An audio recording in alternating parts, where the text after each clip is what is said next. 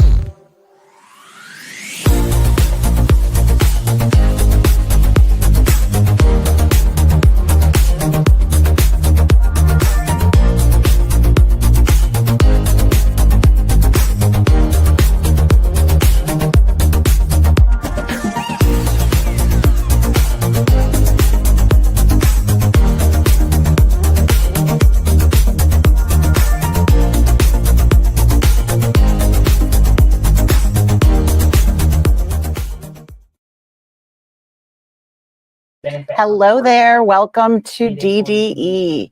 Congratulations on making it to the end of the year. We are going to be doing borders, and more borders today. So we're going to cover how to stitch those borders, and then we are going to just real quick discuss how to put everything together and make sure that you have all of that information. So today I am using a standard 7x12 hoop.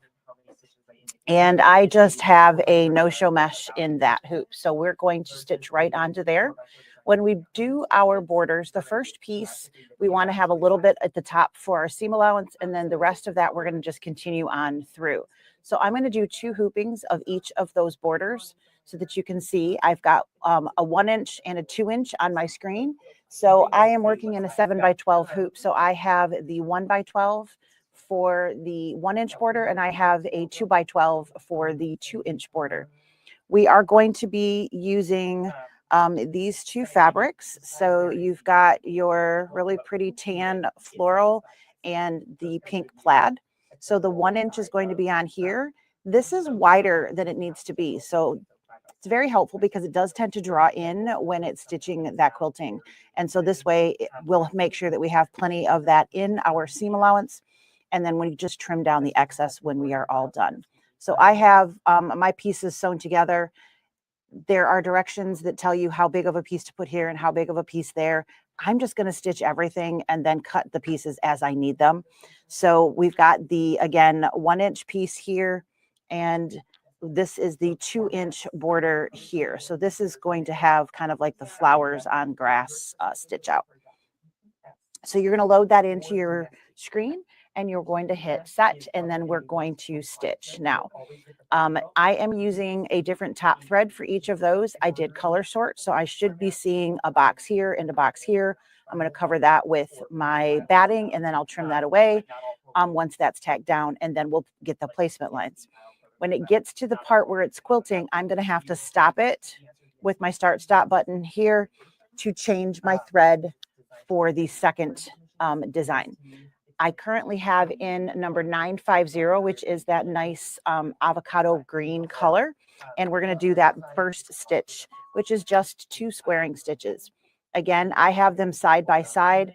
I did not use the 9 square button because they're 2 different designs. I just hit add, and I brought both in, and then I spaced them out.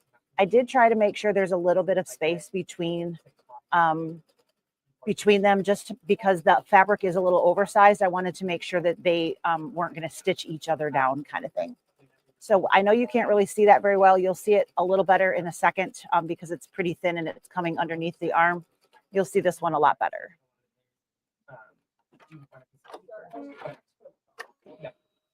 So here is the what will end up being 2.5 inches total with the seam allowance, but this box should be 2 inches wide. This is for my batting.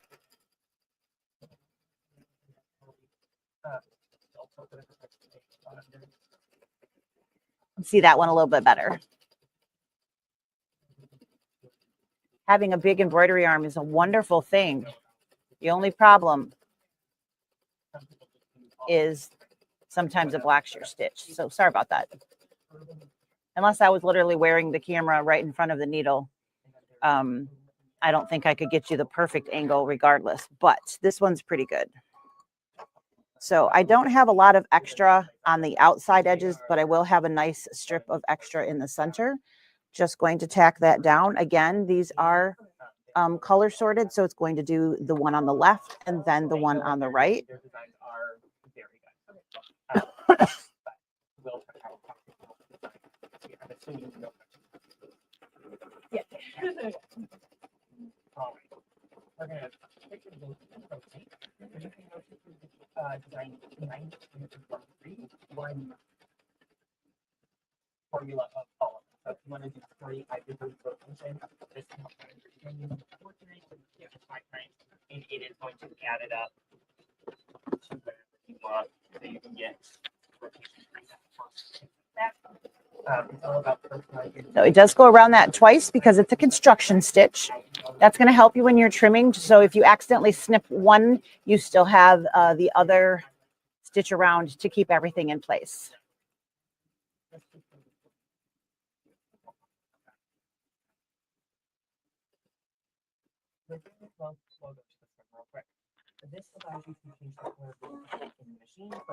All right, here we go with the 2-inch. I know, it's super exciting, right? All right, so we're going to be back in just a second, and that will be all set. All right, we have made it all the way around there.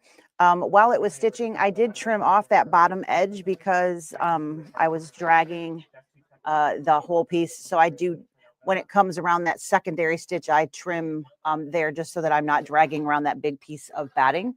So I'm going to switch cameras now, and I'm going to cut now all of the excess. So this section in the middle and these here. I've got so many pair of scissors and I never know which ones are the good ones. I keep saying I'm going to mark them and I never remember. Oh, these are good. Yay. Where you run into issues with design quilting the machine is you did not stabilize properly, prepare your fabric properly. That's usually where the problems come. But when it's a design project from USB, there's more different options that can happen there. But the rule of thumb is, yes, you should always test it, especially if it's going to be like a 20-minute design. Yeah, that is kind of a double-edged sword. How long is like this? So That's going to take how long? This one is probably going to take 1. So It will tell us on once I'm not sure if I'm going to try to save these center pieces or not. They certainly would work for another set of batting pieces here. But I don't think I'm going to keep them, but we'll see. You can always save batting chunks that you think are large enough to be used somewhere else. So this piece would definitely fit this piece, but I've already got that large piece. So maybe I can, after 2, I'll have 2 pieces that I could lay over top and that would work.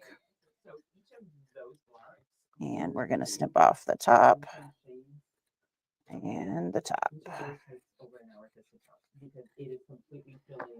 All right, so we've got just the batting and the stabilizer. So that's literally all we've got in here. We're going to go back to the machine. It's not overlapping. It just depends on the number of stitches. And this time it's going to show us where to put our material. So it's going to be just a 1/4 inch outside of our batting strip. So over here, it'll be a 1/4 inch over here and a 1/4 inch on this side. You can see it's coming out around that batting. But the top and the bottom don't have a seam allowance because we're going to connect all of those pieces. So the top and the bottom do not have a seam allowance.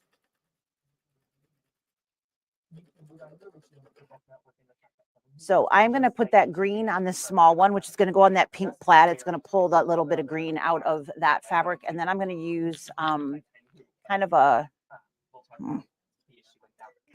peachy pink color for this guy here. That's number 506. So that's what I'm going to do on this side over here. Again, just like before, no seam allowance on the bottom. It's going to be right where that batting is. And this is showing me making sure I cover that whole edge up from side to side with my fabric. You can see we have our different 2 buttons here. So set my batting pieces aside. I need to take my pink thread. Now I have the salvage on this piece here. I don't want to have that in my seam. So I'm going to actually give it a 1/4 inch off the top plus my selvage, because I don't want my selvage in my seam allowance. So I want that to go up there. And then I'm just going to open this up and roll down, which I know you can't see, but that's okay. You'll see it in a second. And at the bottom of the hoop, we have a shape. It's going to take into consideration everything from the topmost stitch to the bottommost stitch. And when you do this, you can fold your fabric back on itself and just make sure that you're centered. So when you have that fabric right on top of itself, you can see how much extra you have on each side and make sure that you're comfortable with what that is. And I would check both your top and your bobbin, top and bottom. All right. And I'm going to tape that in place because I don't want it shifting. It definitely matters from that perspective. So we're just going to give that a little bit of security on both ends. Do not tape in the stitch line. So tape below it when you get to the bottom.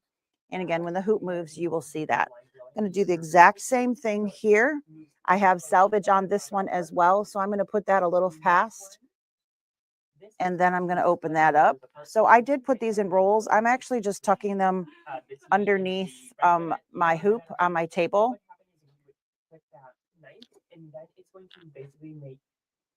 So we want to make sure that we have a balance on each edge of that. I need a little bit bigger piece of tape than I had last time because my piece of fabric is wider. And again, I want to stay out of the stitch area. Just want to keep that nice and tight up there. Check your fabric placement on the bottom as well. If you're going to do that as your very last step before you embroider. Because if you decide you need to, and if you're happy with that, then go ahead and tape that down as well. So we've got 2 different fabrics. All right. The tack down can be in any color. So the next step that's going to come is just going to tack these down to the hoop. And the color doesn't matter because it's not going to be seen. So it's going to be outside. It's going to be in the seam allowance.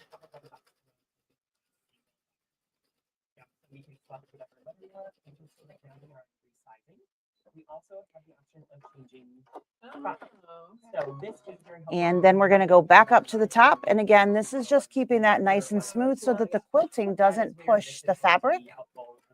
Otherwise, you would end up with a really crooked piece. And we don't want that. So again, this particular piece is not going to show. It's in the seam allowance. So I'm going to just let that same green tack this down because it will not be seen in the final project.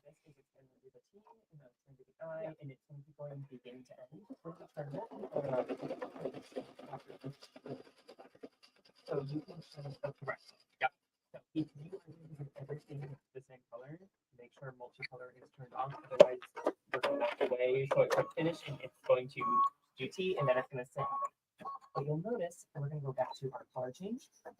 And now we have just the T in that bottom instead of the. I'm just smoothing that with my thumb just to make sure I don't get any big bumps because I want it to look really pretty. So the last stitch out is going to be the actual quilting that comes down those pieces. So it's going to do this one first, which is why I have the green in. So I'm going to go ahead and let that move. I'm just going to make sure I'm staying here and I am paying attention. You also could do 2 strips of the same thing and then it wouldn't matter. I just thought because of what you guys need to see, I wanted you to see both different pieces. So not a big deal to change thread, as we all know. So I just need to be paying attention and make sure I'm stopping it when it finishes. So as it's moving up to do the next color, I'm just going to hit the stop button and then it'll let me change the thread before I get started on the next one.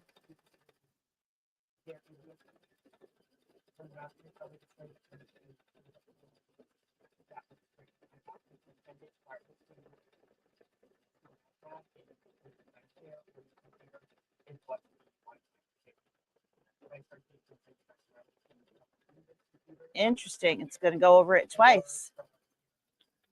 Nice and heavy stitching, I guess, huh?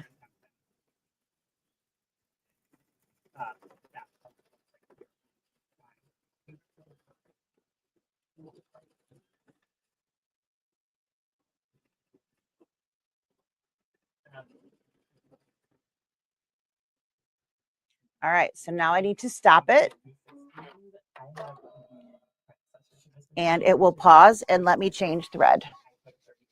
So I need to raise the foot because, of course, my foot is controlling those tension discs. I'm going to take my green out and I'm going to set that aside.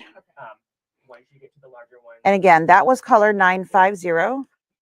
I am putting in number 506. So again, it's this nice peachy pink color, number 506. And we'll see what that looks like.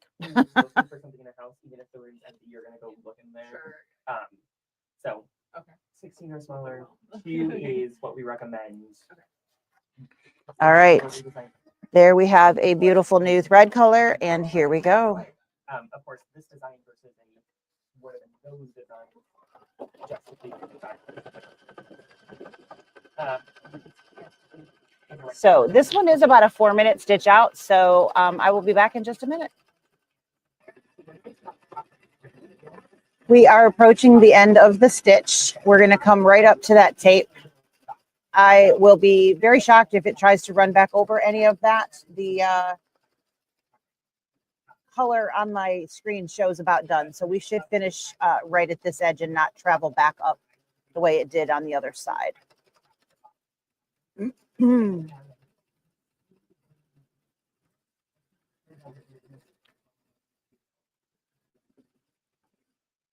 All right, so that is literally the last stitch there. So at this point, we need to remove it from the hoop and then prep it for the next stitch out. I'm not going to change my files. I'm using the exact same files as I have here. I just need a new hooping. So we're going to take this out. I'm going to switch screens here, and we're going to take this over here.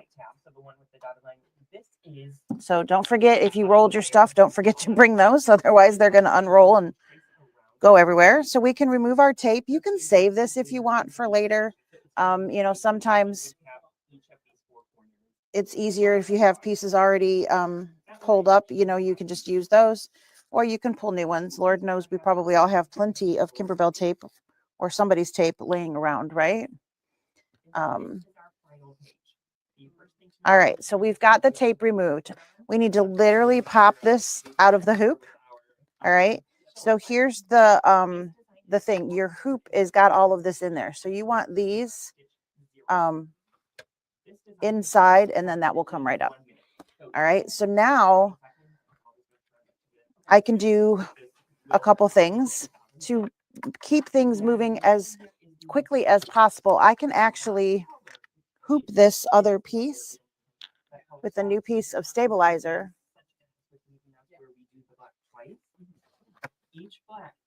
All right. And I can get that back to the machine, and I can actually stitch my batting placement line as I'm trimming this these pieces here. So we're just putting no show mesh in there all by itself, and then we're going to take this over to the machine. And I now have pink thread in, which is fine. All right, so I'm going to switch cameras here just for a second. I'm back at the machine. I have pink thread in now with that number 506. It doesn't actually matter because, again, none of the stuff is going to show until we get all the way to that final stitch. And then I'm going to have to change from back to the green and then back to the pink. So I can change it now if I want, or I can leave it. It doesn't matter at all. I'm just going to go ahead and let it go. That's going to do just that stitch all on its own. And while that is working for me, I am going to remove my stabilizer. So I flipped it over. This is the back, and I need to remove it right at that line right there. So I like to give it tension so that I'm right at that edge. And then you can get that right across. What you don't want is a bunch of bulk here, because this end is going to meet up with that other end. All right, so we want to make sure that it's nice and fresh and clean there so that we have plenty of workspace for our next hooping. So right at that stitch line, and then I can get rid of this. I'm going to fold this up, and I'm going to do the same. So I'm going to just tuck my scissors in, and I'm going to push. So again, I'm giving it some tension here and I'm just giving that push, and then that part comes off, rather than doing this and end up accidentally cutting something that I didn't mean to cut. And then I fold this edge up for my second one over here. Same thing. I need to get rid of my excess fabric here.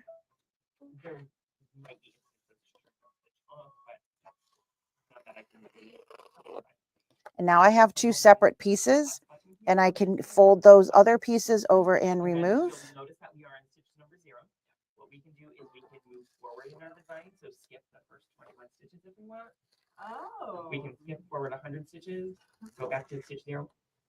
Where this is helpful is... All right, and I'm just going to snip this top part here. I don't have to be quite as careful because that's not going to meet up to anything. It's just going to be the end. But I do want to make sure that I do a clean job. All right, last one here, and then we're going to just go back to the hoop. We're going to take this side off, clip that top. So what this is going to do is, again, we're going to hit needle minus plus after we take care of whatever it is. I recommend, I'm just going to jump up forward. So it'll stop wherever it. Yeah, it'll stop wherever. And then again, I'm just going to get rid of this top piece here. Just go back 20 stitches. That way, it's not usually more than 20 stitches that it does. It's usually pretty quick. But that way, it'll switch over. All right, so now I don't have any excess stabilizer. This is the end that I'm going to be bumping into my hoop. So I'm just going to set those right up here. And I now need to go back to the machine, and I need to put batting over the place that I just stitched. So over here, you can see maybe I've got those pink lines now, and somewhere in here. Okay, so I'm just going to cover that up again, just like we did last time, and let that tack. This is going to be a construction stitch, so it's going to go everything twice. So this is going to take a couple minutes, so I'll be back in just a sec. So as that's made that curve up, I go ahead and trim off my my batting, so that I just don't have that big piece that I'm moving around, because that drives me absolutely crazy. So I can just set my batting aside. At this point, I need to take this over to my workstation, and I need to trim off all of the excess. So just like we did before, we are going to trim off those pieces. So I am going to do my center first. So my next piece, when I'm matching, because we're going to be doing this repeated until you get all of the borders stitched. All right, so I could use these two center pieces that I've cut out and cover both of these rather than use my big piece. So I can still save some of that if you would like to. To have that work, you do need to have your pieces a decent width apart. Don't have them too tight. Otherwise, this piece will just be really small. Either way, you save on stabilizer if they're closer together, because you don't need as wide of a strip. I cut a 6.5 inch strip of batting, and I'm just laying it over top of both of these. So you could, put them closer together and cut a smaller strip of batting. You're just going to have to deal with those overlaps in the center, which I don't want to deal with. So I went a little wider. So we're just going to remove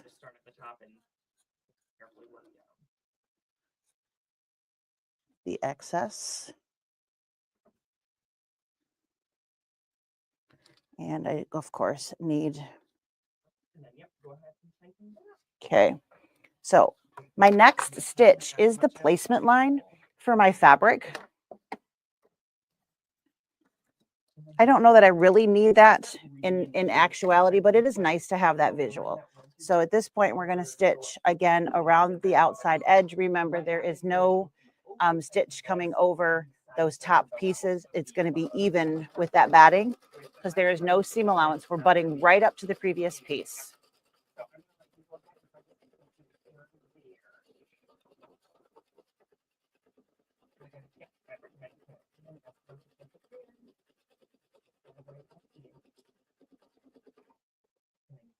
that in place. Okay. And then I'm gonna go back to our embroidery screen here. So what will happen here is if we put our in the machine before we got to this page, and our design is too big for this one, because we were paying attention to the design fits in this, we will be configuring ourselves.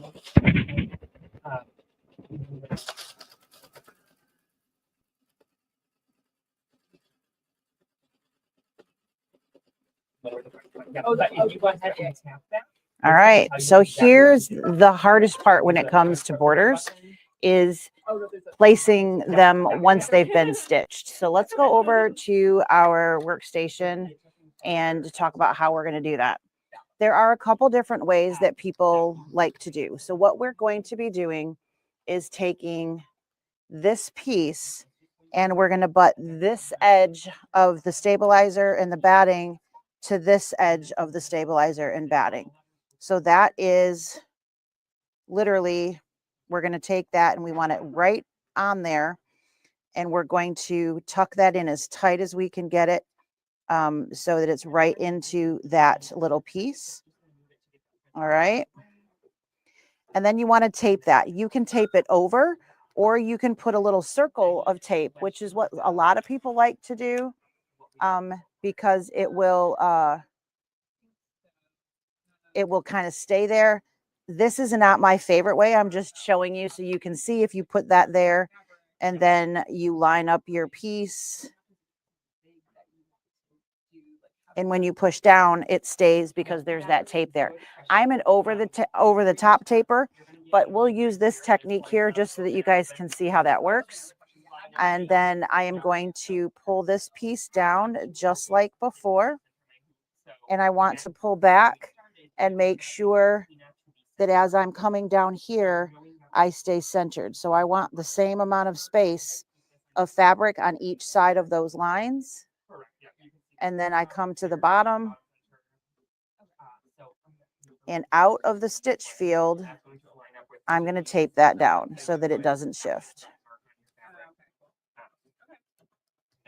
Okay, so you can do that ring of tape here and press that in, scooch that down until you have it lined up and then tape that in place. I'm going to move that one out of the way. That's going to be, I'm going to see if she has a YouTube video explaining how to do that. It's going to be the easiest. How to do what? YouTube video on how to hoop t-shirts and whatnot. I don't know if I do, but that would be a great idea. Don't mind me. I'm just talking to some other people. All right. So now we're going to do the same thing with this guy. So I need my stitching to literally be right even. I want my batting piece lined up with this batting piece. And I want my excess pieces all to line up. So those little extra pieces that is tacking that down. So I'm going to set that. And then I generally give it just this little bit of a tug because as you fold, you tend to make a little space there. So that's coming as close as I can. And I'm butting this batting to this batting. And then I can put that in place. So this one I'm going to tape on top. Like I said, that's my preferred. I just feel it's more secure a little bit. So I like to do that. And then just like before, we're going to fold this back and make sure that we are balanced. Look at you go. First embroidery done. Wow. Ding, ding.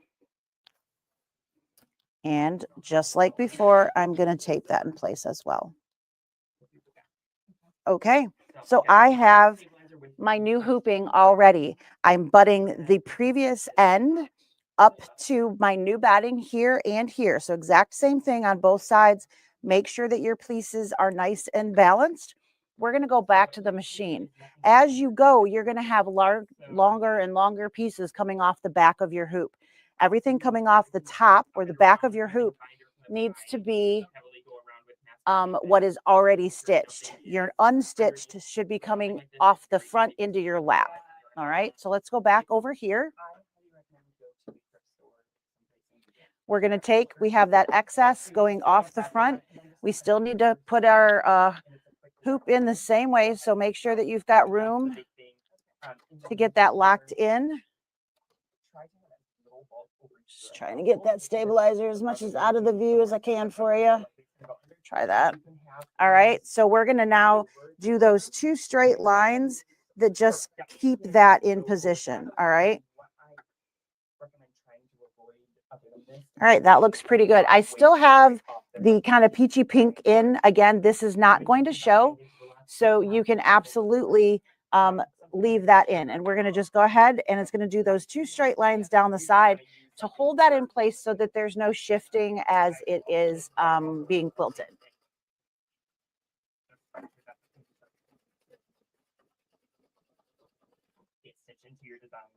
Okay, it's going to do the other side. And remember, our fabric is a little oversized, so you'll be trimming off those little bits that are extra before you sew it into the quilt.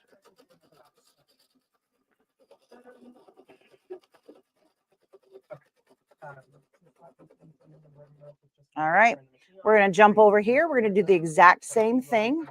And then I do need to change my thread because I'm going to be doing the quilting here, which I need that green for. So we're just going to get those nice straight lines, holding our fabric down.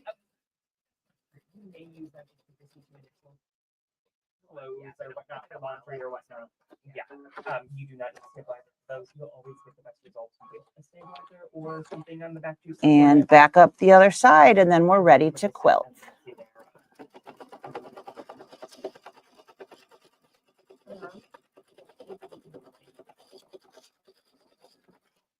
Looking good. All right, so at this point, we're going to scooch back over here. I do need to have my green thread in instead. So I'm going to quickly change threads, and then we're going to quilt. So again, my green is color 950. Okay. What all of us here do is unthread the machine to number 3 and then pull it backwards. Okay. The reason why I always find it's helpful to actually know why. All right, so here is my green thread. We're going to go ahead and quilt. I'm going to hit pause again when I hit the end of this one and change threads back to that other pink color. The stitch path on this is really interesting because I don't remember seeing the need for going back over it, but it is definitely going to do that again. So it is what it is, right? So I don't know, maybe it added a wing somewhere or something. Actually, yep, I think it does the other side of the butterfly wing when it comes back.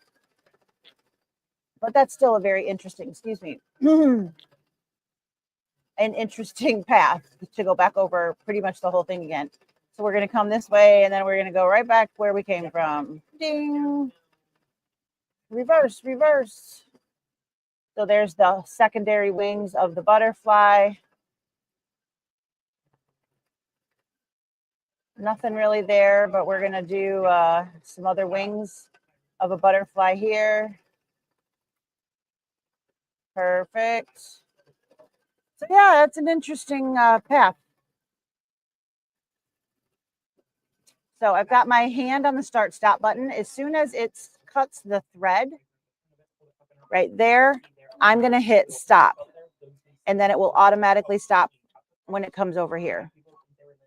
And then I have to raise the foot because again, I am rethreading and I don't want to have tension on that thread. I need to make sure my discs are open. So I'm going to rethread with number 506. You did get a little lint brush in here. I actually used a cheap paintbrush, but you can dust around in there. And we're going to go ahead and do the quilting on this side here. Again, this is about 4 minutes, so it's going to take just a second.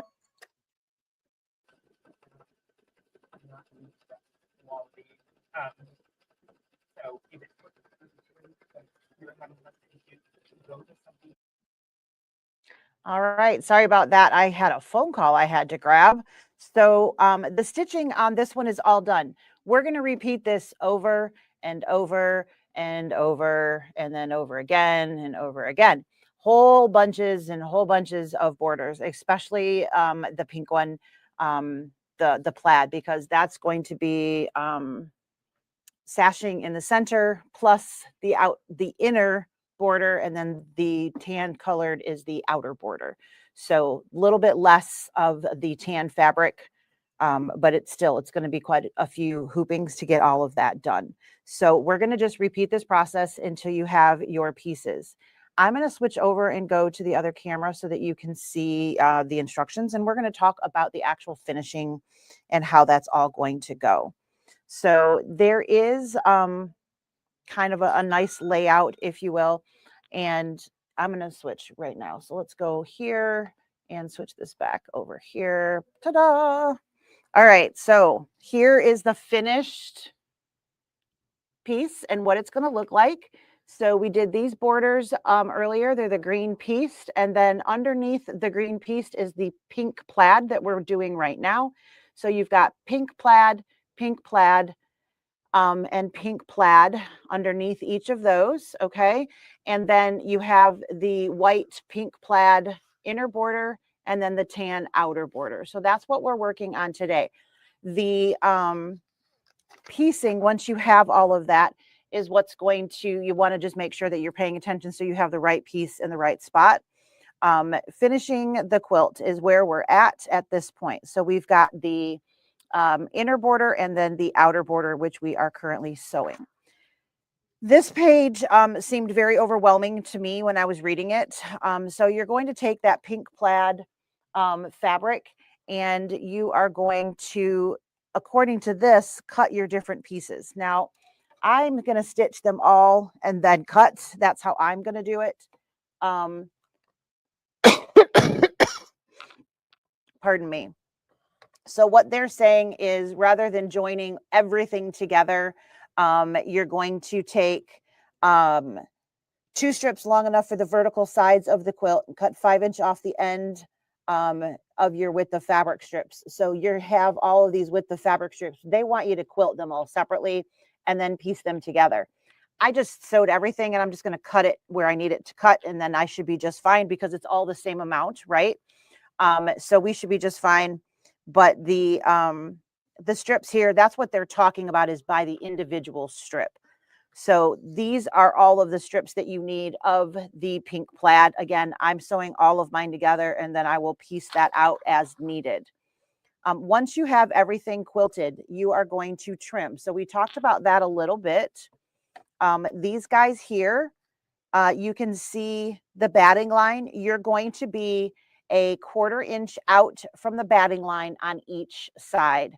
And that is where you're going to put your ruler, and you're going to literally trim the whole kit and caboodle. And really, you only need that 1/4 inch on the end here, but that can get cut off at any time. So for trimming, you're going to take a 1/4 inch on each side of your batting strip. So same thing over here, 1/4 inch this way, 1/4 inch this way, all the way down the entire thing.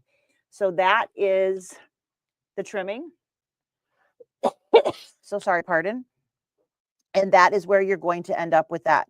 So that tack down line would be in that seam allowance. A lot of times I end up trimming that off. So if it's not there, I don't really care, but that is where you're going to cut. So a 1/4 inch on the outside of each of all of them. So the sashing, the inner border, and the outer border, we're going to do that to everything. All right, so same thing here. You're going to trim this tan pieces to 2.5, and this is going to be trimmed to 1.5. Once you have that, you're going to start sewing the quilts together. We've already started that here. We have the different blocks that are going to go there. So you have basically a 4 block wide of the larger, and then you have 6 blocks of the smaller for the different rows. So you're going to piece each of those sets together. Again, you should have stitched 2 from every month. So the June is also in this line here. So it's in both row 1 and row 3, and so on and so forth. So you want to make sure that you have those 2. If for some reason you did not stitch 2 of everything, you can go back and sew a little bit more. This does not show anything with the seam allowances, just as a heads up. This is just giving you the layout for the different pieces, and then you can lay that out. I do have some of that prepped already. I'm so sorry. Pardon me. And then here's that cute sashing pieces that we had for the green.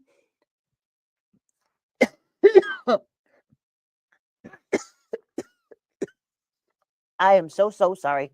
Pardon me. Something stuck in my throat. I am so sorry. I'm sure that sounded lovely on the video. I apologize. We are going to take that green and we are going to place it underneath row 1 and row 3 and row 5. So the flowered pieces, we're going to add that to there, not to the little skinny pieces, just the flower ones here. So that's going to be like the grass, if you will, underneath the flowers. Okay. So 3 pieces here. We're going to add it to 1, 3, and 5 rows. Then you're going to add the sashing that we made today, and that's going to go underneath row 1 under the grass piece, so under that green stripe. Row 2 is going to get that directly underneath. Row 3 is going to be under the grass. Again, row 4 is just underneath the small pieces because there is no grass under those. And then under row 5 as well. Once you have that, you're going to sew units together. So we're going to take number 1 and number 2, and we're going to sew those together. So then you end up with the sashing on both sides of your small pieces. All right. It is definitely very well spelled out. One thing that you want to keep in mind as you're lining all of this up is your center vertical seam. So there's literally going to be a seam that runs from the top all the way to the bottom that catches that. So they want to make sure that you're getting all of those squared up nicely so that you don't have a line that's doing this in the middle of your quilt. Okay. So then you've got 1, 2, 3, 4, and 5, and you're going to end up with all of that together.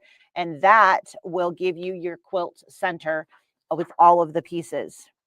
The inner border is then going to go around the outside of that. You're going to do the sides first, and then you'll do the top. Again, you're going to cut those off of your roll if you did it like I did. Otherwise, you can just quilt each different strip and then trim as they said. Totally whatever works best for you. Once your inner border is on, you're again going to start on the sides with your outer border. So you're going to take this, your measurement they want you to take is from that center vertical line that we talked about just a moment ago. And then you're going to do the top and the bottom outer border. Once you have that, you're going to quilt and bind. For things like this, I generally just use my tacking stitch or I stitch in the ditch. So you could maybe do the lines across and then maybe a couple large lines up and down if you wanted to quilt in the ditch. Or you could just do the corner tacks of those pieces. So if this was your block, you could do it centered here. So you're getting this one and centered, so on and so forth. And just do that little button tack down stitch on each of those to keep it from doing this with your backing.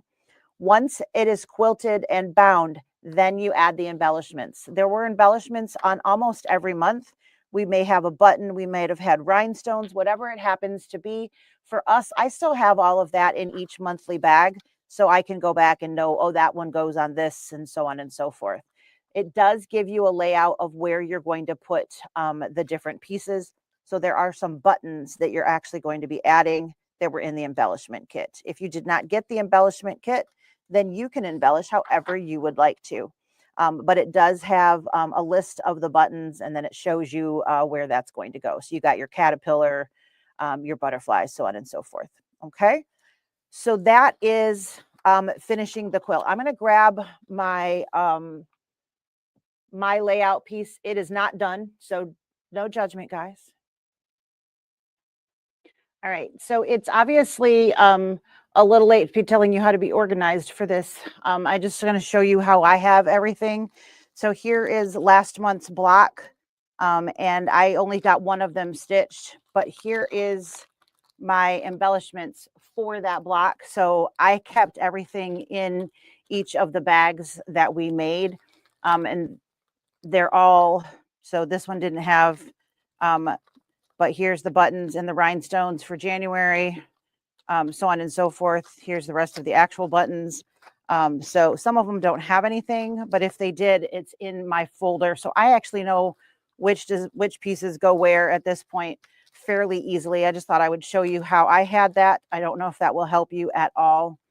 And then my last bit of fabric is the binding here. And I just think these little flowers are so cute. I can't wait to put those on.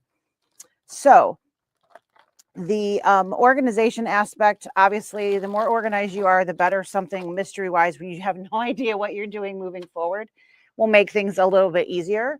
But obviously, do what works best for you. And if you didn't do that before, that's not what I meant to do. Let's go back here and switch. And now we can do that. Hello again. So while I was paused and off screen, I did grab what I have put together. So I'm going to see if I can get this camera somewhere down here. I have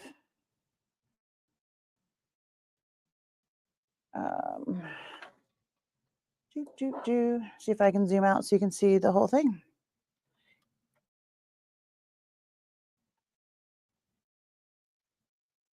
That is. All right, 2 seconds, guys. We're gonna see if we can fix the camera. My little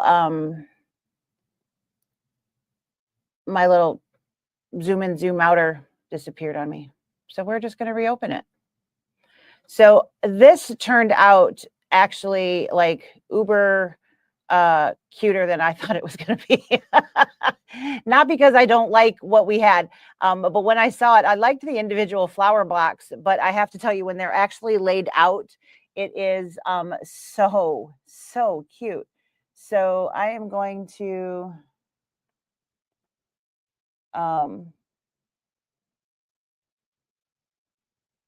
nope, I need this one. There we go. Zoom out. Look at my mess, guys. All right, so I'm missing a November block here, but we've got all of the pieces. They're all pinned. If we had the ability, we've got our pieces sewn together. Here's my 6 wides. So I need to sew the November block. I need to sew that line, and then this is going to go to the top line. And then the piece that we did today is going to go in between and around our 6-piece blocks. So you're going to have those here and here as well. And then the outer border, which you can see on my little picture here. I do have that on the digital part printed here.